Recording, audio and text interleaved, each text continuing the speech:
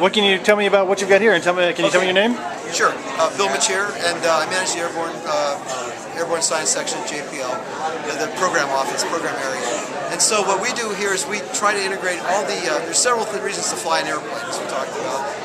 One is to transition the technology from a laboratory experiment on its way to a spaceflight experiment, and we would use an airplane in the interim to make sure things worked the way you thought they were, whether you could make a measurement from above the ground at speed, at a certain ground speed, that you can then resolve the information back to whatever measure we're trying to make. In the case of, we also do science for its own sake, like in the case of CARV, where you're actually looking at the carbon dioxide uptake and sequestration in the Arctic permafrost.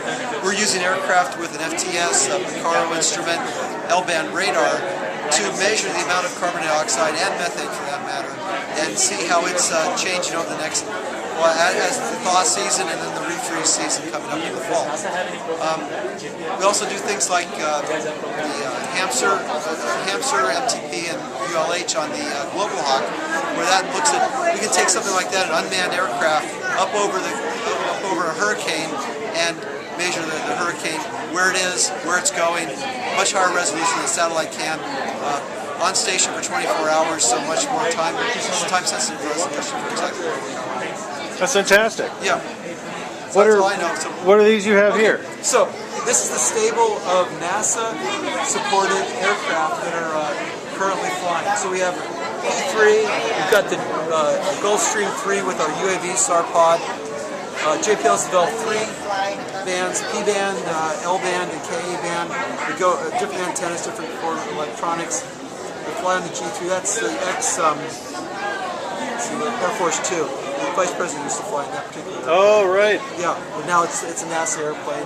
We got the DC-8, which can have up to 20 or so investigators on the airplane flying with all their instruments. You see some of the probes and radar patches out.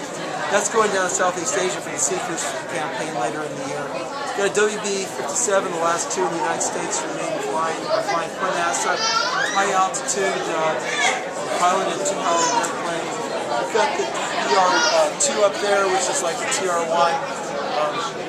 Fly things like Avarice on that, hyperspectral imager, and then the Global Hawk at a much different scale than we see here. Oh, there's no spy. X-Spy. But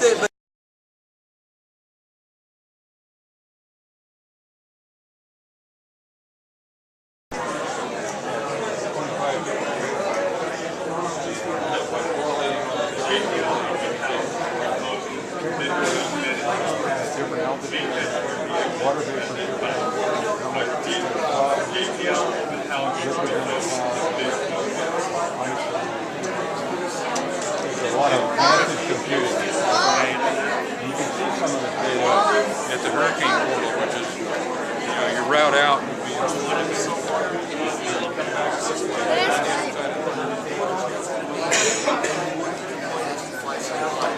we have stable airplanes we go over and say, do an assessment. I don't think 6.0 is going to be just like a volcano. We're developing that'll be a combination of a SAR, radar, and then a thermal infrared spectrometer to be able to go over volcanoes. And if you see a slight change in the dome, in the shape of the Earth, and then also measure SO2, sulfur dioxide, you can get an indication that things about ready to blow. And so that's important to tell people this one's going to go, better get out of town. Sometimes you get it right, sometimes we don't. Is that me? That's you. Oh no, it's terrible. I'll end up on YouTube. We better not say something too bad. I'm going to take video for X Prize. For X Prize? Yes. Oh, okay.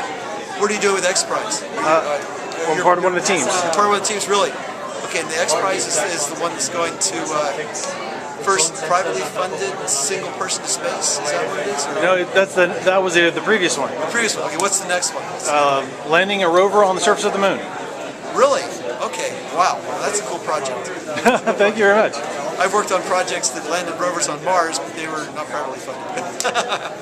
Well, that's the deal. Yeah, Sojourner, Mir, now MSL, which is going to land in about 6 weeks, 8 weeks, 6 weeks.